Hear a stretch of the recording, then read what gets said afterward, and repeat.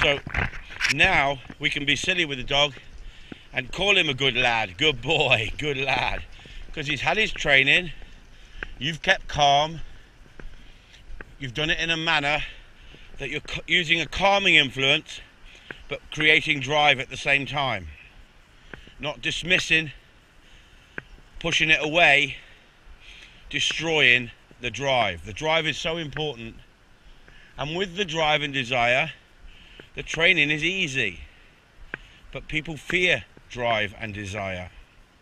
But you've still got to get them to switch off. There's no point in my book screaming at high-pitched voices at them when they've done something wrong, or to encourage them because you've suppressed them and you need to get that drive into them, that high-pitched voice.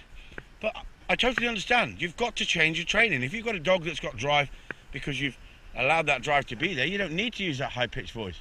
But if you're a trainer of problem dogs and people bring in dogs to you that haven't got that drive, you've got to create the drive, because all the mindset's been altered early on in its training and the drive has been destroyed. And so sometimes you're actually better off training a dog with drive and desire than training a soft dog that's scared of everything, not sure of everything, and needs reassurance all the time. You can't get at them dogs and give those dogs discipline. And when we talk about discipline, correction.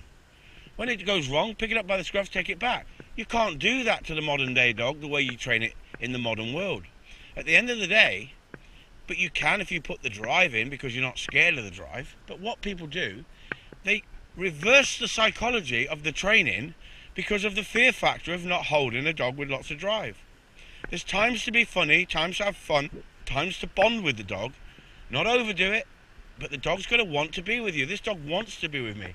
He's not SIT in there because I've trained him to SIT there. He's doing it naturally. He's doing it because he wants to do it, not because he's been forced into it. I can show him to do lots of things at this stage and take him forward very quickly. But if you want him to be a good dog, you've got to practice. I'm taking the mickey on some of these videos, like I'm quoting Bruce Lee comments, like on Enter the Dragon. Well, it's actually true what he's doing. You're not reading the picture. People who are in martial arts actually know what he's saying. But if you just go along there and watch the fight sequences that are set up, then it's for entertainment value. It's for PC value. And that's what happens in dog training. People go out there and they've got to be PC. They've got to use the board training, clicker training, treat training.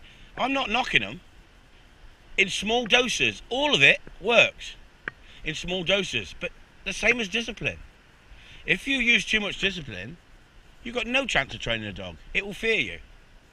But love, affection, and all the little bits and pieces around you, the toys, the gimmicks, and everything like that, use them if your training is not working. Think outside the box. Move in that direction. But don't become obsessional with it. And that's what people become. They become obsessional. Because it works a little bit, they think that's what I'm going to use all the time. It works with some dogs, it doesn't work with other dogs. You don't need it with this dog. This dog does it because he wants to do it. He's got the drive, the desire. We've put that in there, but it's natural. It comes from the Billy Steele line that they want dogs with drive. And what happens? People take them home, start training them, and they're nice little dogs, not a problem. And then they go, well, my Billy Steele dog's soft, or my Billy Steele dog's got no drive. It's because you don't train them right. There is the quality. There is your tool. Don't blame your tool if everything goes wrong. You've got to get the training right, and that's the real skill. And I really like this dog, where he frightens other people, but I like him. I think he's an absolute star.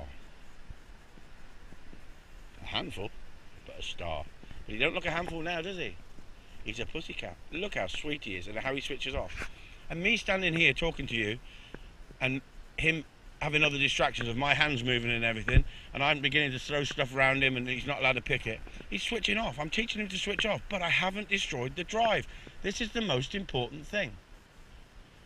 So many brilliant people were knocked when they went against the system. And they went against the system not because they're troublemakers, but because they didn't believe it. Take Bruce Lee, for instance. He didn't want to do patterns after patterns after patterns after patterns. He wanted to get fit, exercise, faster, harder, get that punch, that it was a meaningful punch. It followed through, right? And then he taught his way. And people who actually listened to him realised what a genius he was. But old school went, you're having a laugh, mate. You ain't got a clue. You're dreaming. How dare you take on authority? How dare you take on a system that's been here for thousands of years? Sometimes we've got to look at the system and think, how can we better it? Open your minds, like Bruce Lee said. Open your minds. Look at it. Don't dismiss it. It doesn't mean you've got to go with it. It might not be for you. But don't dismiss it.